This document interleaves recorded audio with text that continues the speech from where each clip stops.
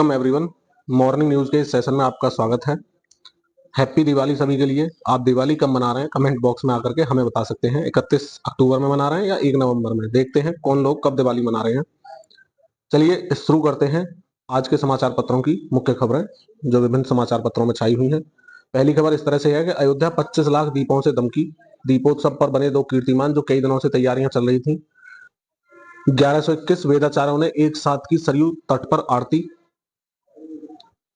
तो डीपली इस खबर को पढ़ लेते हैं।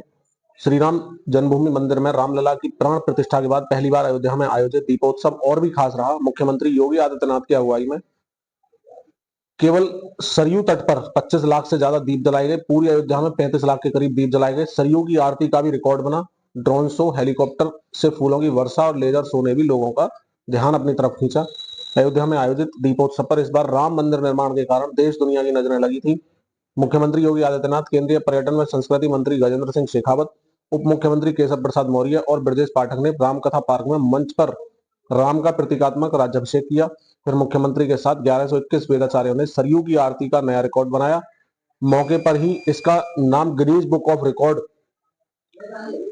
वर्ल्ड रिकॉर्ड में दर्ज करने की घोषणा की गई। Guinness book of world record के कंसल्टेंट निश्चल बरूट ने राम की पैड़ी पर बने मंच पर सीएम योगी को दोनों प्रमाण पत्र हाथों हाथ सौंप दिए।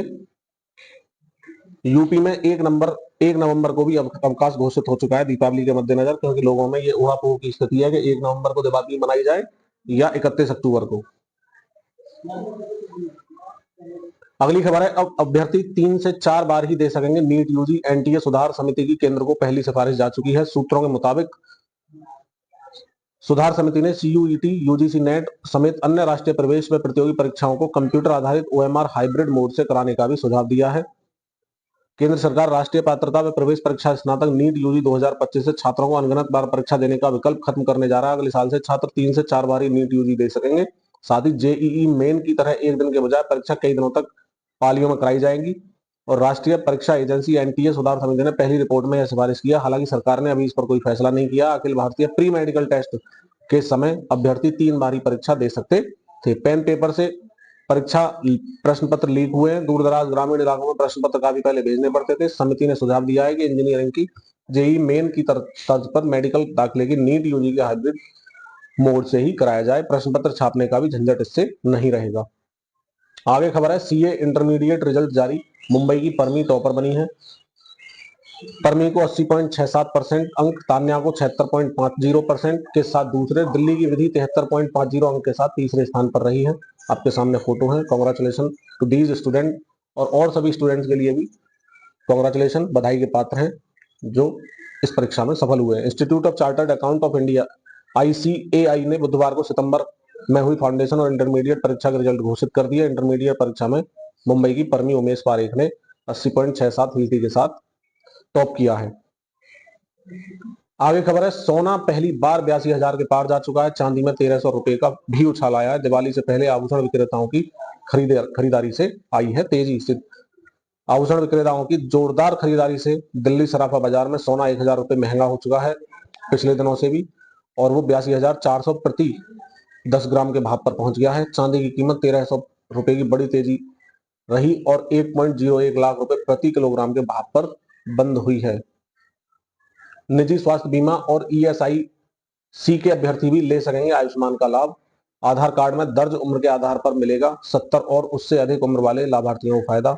प्रदेश में भी तैयारियां शुरू हुई हैं। वरिष्ठ नागरिकों को beneficiary.nha.gov.in पर करना होगा लॉगिन।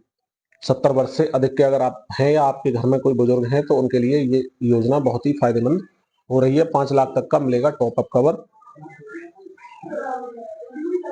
आगे खबर है, यूपी PSC की परीक्षाओं के लिए 18.76 लाख अभ्यर्थियों का रजिस्ट्रेशन हो चुका है। OTR के सत्यापन में आई तकनीकी समस्या के समाधान के बाद रजिस्ट्रेशन कराने वाले अभ्यर्थियों की संख्या 18.76 लाख से ऊपर पहुंच गई है, जो आने वाले समय में आयोग की विभिन्न परीक्षाओं में शामिल हो सकेंगे। आयोग जल्द ही सम्मिलित राज्य अभियंत्रण सेवा भर्ती का विज्ञापन जारी करने वाला है। दिवाली के बाद विज्ञापन किसी भी दिन जारी हो जाएगा। इसके तहत सहायक अभियंता के तकरीबन 250 पदों पर भर्ती होनी है। तो आपने भी रजिस्ट्रेशन नहीं किया है वन टाइम तो आप भी करा सकते हैं, जो भर्ती के टाइम पर एक साथ जब मारामारी होती है तो उस भीड़ भाड़ से आप बचे रह सके। और आपके पास ये रजिस्ट्रेशन पहले से रहेगा तो फॉर्म बड़े आसानी से बहुत जल्दी भर जाएगा। आगे खबर है, स्टाफ नर्स परीक्षा में अभ्यर्थियों से अधिक पद कोई स्पर्धा नहीं। इसका मतलब ये हुआ जितने भी पद हैं, पदों की संख्या ज्यादा है और अभ्यर्थी जो है उसमें कम है। स्टाफ नर्स आयुर्वेद प्रारंभिक परीक्षा 2023 का परिणाम भी जारी हो चुका है। उत्तर प्रदेश लोक सेवा आयोग यूपीपीएससी ने बुधवार को स्टाफ नर्स आयुर्वेद पुरुष महिला प्रारंभिक परीक्षा 2023 का परिणाम जारी कर दिया है। प्री का स्टाफ नर्स के 180 पदों के मुकाबले 97 अभ्यर्थी ही सफल हैं जो मुख्य परीक्षा में शामिल होंगे। ऐसे में मुख्य परीक्षा में शामिल होने जा रहे अभ्यर्थियों के बीच कोई स्पर्धा नहीं रह गई है। जो भी क्वालिफाई होगा, कट ऑफ तक आएगा, उसका ही सिलेक्शन निश्चित हो गया है। आज आईपीएल जारी करेगा रिटेंशन लिस्ट। नई रिटेंशन पॉलिसी के अनकैप्ड प्लेयर्स के रूप में खेल सकते हैं धोनी। आईपीएल में कौन कौन से प्लेयर रिटेन किए जाएंगे, इसका इंतजार बुधवार को खत्म हो जाएगा। आईपीएल 2025 के मेगा ऑक्शन से पहले रिटेंशन लिस्ट आ जाएगी। सभी टीमों के पास 31 अक्टूबर तक का समय। गुरुवार को शाम 5 बजे से पहले सभी फ्रेंचाइजी अपने अपने रिटेन किए गए प्लेयर्स के नाम आईपीएल कमेटी को भेजेंगे। हर टीम के पास 120 करोड़ का पर्स है। पहले प्लेयर को रिटेन किया जाता है तो टीम अपने पर्स से 18 करोड़ लूज करेगी। सेकंड प्लेयर के लिए 14 करोड़, थर्ड प्लेयर के लिए 11 करोड़, चौथे के लिए 18 करोड़, पांचवें के लिए 14 करोड़ लूज करेगी। 4 करोड़ में खेल सकेंगे एमएस धोनी। नया रिटेंशन रूल क्या है? आईपीएल मेगा ऑक्शन से पहले अब फ्रेंचाइजी टीमें 6 प्लेयर्स को रिटेन कर सकती हैं, जिनमें ज्यादा से ज्यादा 5 इंटरनेशनल और 2 अनकैप्ड प्लेयर शामिल हो सकते हैं। इंटरनेशनल प्लेयर किसी भी देश का हो सकता है, लेकिन अनकैप्ड खिलाड़ी भारत का ही होना चाहिए। ऑक्शन से right to match RTM card की भी वापसी हुई है। टीमें चाहे तो 6 खिलाड़ी ऑक्शन से पहले रिटेन कर लें या फिर टीमें ऑक्शन में 6 आरटीएम कार्ड का इस्तेमाल कर लें। टीमों ने अगर 3 प्लेयर रिटेन किए तो उनके पास ऑक्शन में 3 आरटीएम कार्ड ही बचेंगे। बढ़ाई गई पर्स लिमिट। अब टीमों ने 4 इंटरनेशनल और 2 अनकैप्ड प्लेयर रिटेन किए तो पर्स से 69 करोड़ रुपए खर्च होंगे। भारत के पास 854 टन गोल्ड रिजर्व है इस समय। धनतेरस पर देश में सोने की जगमग बढ़ गई है। रिजर्व बैंक ऑफ इंडिया ने United kingdom bank of England से 102 टन सोना भारत वापस लाकर देश के भीतर सुरक्षित स्थानों पर भेज दिया। आरबीआई के पास 855 टन सोने का रिजर्व है, जिसमें से 510.5 गोल्ड अब देश में ही है। यूके में अब भारत का 324 टन सोना बचा हुआ है। 60% जो है वो देश में ही स्टोर है। घर में पहली जीत की तलाश है। 3 टेस्ट मैचों की सीरीज में से 2 मुकाबले हार चुकी है भारतीय क्रिकेट टीम। 2-1 से न्यूजीलैंड अजेय बढ़त बनाए हुए है। 12 साल पहले वानखेड़े स्टेडियम में भारत ने हारा था टेस्ट मैच। हर हाल में जीतना होगा ये मुंबई का टेस्ट। रैंक टर्नर पिच की मांग हो रही है। विज्ञानियों ने बनाई ऐसी स्याही, जालसाजों की आफताई। अलग रोशनी में अलग चमक होगी। नई स्याही अलग तरंग दैर्घ्य में रंग बदलने की क्षमता के चलते बेहतरीन सुरक्षा सुविधाएं प्रदान करती है। विशेष रूप से यह स्याही 365 एनएम प्रकाश में नीली, 395 एनएम प्रकाश में गुलाबी और 980 एनएम जो प्रकाश है नियर इंफ्रारेड प्रकाश में नारंगी लाल नजर आती है। इसके साथ ही विभिन्न तरह के प्रकाश, तापमान और नमी की स्थितियों में भी प्रभावी रहती है। ये नए नोटों के लिए स्याही का प्रयोग किया जा रहा है। इसी का देश में विज्ञानियों ने ऐसा आविष्कार किया जिसमें आम आदमी के लिए बेहतरीन और जालसाजों के लिए खतरनाक है। जो institute of nano science and technology के विज्ञानियों के एक दल ने अद्भुत स्याही विकसित की है। इसमें से कई स्तर की अतिरिक्त सुरक्षा जोड़ी गई है। इसके इस्तेमाल से करेंसी नोटों, प्रमाण पत्रों, ब्रांडेड चीजों, नकली दवाओं पर जालसाजी रुक सकेगी। दरअसल अब तक इस्तेमाल होने वाली स्याही की सुरक्षा विशेषता जो थी वो केवल पराबैंगनी रोशनी में जांच सकते थे। इसकी जालसाजी की जा सकती थी अब तक जो होती थी। उपभोक्ता निर्माता की संतुष्टि या स्याही उपभोक्ताओं निर्माताओं दोनों को अपनी वस्तुओं की प्रमाणिकता को आसानी से सत्यापित करने की अनुमति देती है। यह नकली वस्तुओं का पता लगाने के लिए एक सरल लेकिन शक्तिशाली तरीका मुहैया कराती है। स्याही की क्षमता बढ़ाना भी संभव है।